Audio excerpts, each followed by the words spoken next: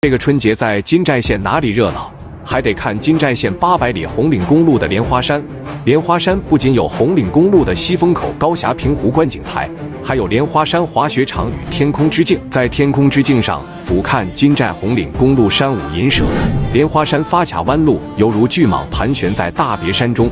滑雪场人山人海，是春节期间带孩子来学习滑雪、锻炼自我的好去处，也是年轻人邂逅梦幻的一场冰雪奇缘。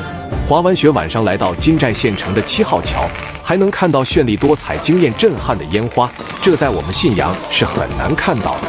如果想看红岭公路体验滑雪乐趣，可以点击视频左下角位置团购有优惠哟。